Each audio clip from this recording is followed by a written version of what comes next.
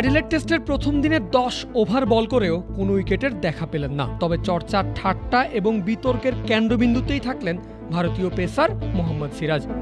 প্রথমে মার্নাস লাবুশেনের সঙ্গে তুমুল বিতর্কে জড়িয়েছেন, এরপর করেছেন ক্রিকেট ইতিহাসের সবচেয়ে দ্রুত গতির বলটি।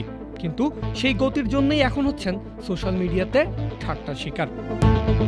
ঘটনা অস্ট্রেলিয়ার ব্যাটিংয়ের 25তম ওভারের। ব্যাটিংয়ে লাবুশেন, যার কাছ থেকে প্রথম 4টা বল ডট আদায় করে নিয়েছেন সিরাজ। এবার করবেন 5ম বল। দৌড় শুরু করে দিয়েছেন প্রস্তুত লাবুশেন। কিন্তু তখনই লক্ষ্য করেন সাইড স্ক্রিনের সামনে দিয়ে কেউ একজন অনেকগুলো বিয়ারের গ্লাস নিয়ে দৌড়ে যাচ্ছেন। একটার উপর একটা রাখায় সেই গ্লাসগুলো দেখতে অনেকটা সাপের মতো দেখায়, যে কারণে একে বিয়ার স্নেকও বলা হয়। আইলাইন বরাবর কাউকে দৌড়াতে দেখে মনোযোগ হারান অজি ব্যাটার। তৎক্ষণাৎ সিদ্ধান্ত নেন এই বল তিনি ফেস করবেন না, আর তাই সরে দাঁড়ান নিজের ব্যাটিং প্রান্ত থেকে।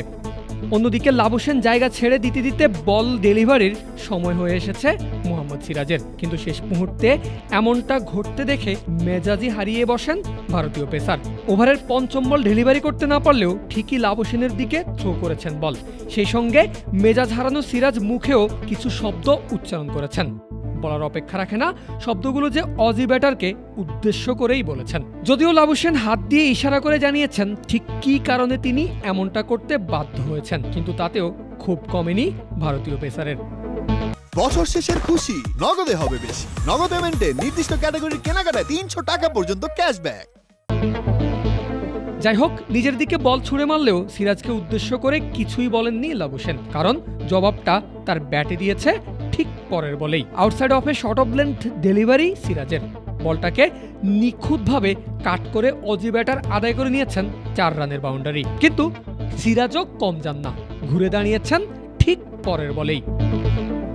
আর যা ঘটিয়েছেন তা এর আগে ক্রিকেটে কেউ দেখেনি, এমনকি কল্পনাও করেনি। ওভারের শেষ বলটা ভারতীয় পেসার করেছেন ঘন্টায় 181.6 কিলোমিটার গতিতে। ঠিকই শুনেছেন, ক্রিকেট ইতিহাসের সবচেয়ে গতিময় বোলার এখন মোহাম্মদ সিরাজ। ভেঙেছেন শোয়েব আখতারের করা 161.3 কিলোমিটারের রেকর্ড। কিন্তু না, এখানে আছে শুভঙ্করের ফাঁকি। মূলত প্রযুক্তিগত ত্রুটির জন্যই সিরাজের বলের গতির বিভ্রাট হয়। কিন্তু সেই গতিবেগের ছবি ইতোমধ্যেই সোশ্যাল মিডিয়ায় ভাইরাল হয়ে গেছে। হাসাহাসি হচ্ছে সিরাজের এমন গতি নিয়ে। এখানেই শেষ নয়, শুক্রবার এরপর আরও 8 ওভার বল করেছে ভারত। কিন্তু প্রথম 25 ওভারের 10 ওভার করা সিরাজের হাতে আর বল তুলে দেননি ক্যাপ্টেন রোহিত শর্মা। তাই সব মিলিয়ে দিনের শেষ হাসিটা সিরাজ নয়, হেসেছেন লাবুশেনেই।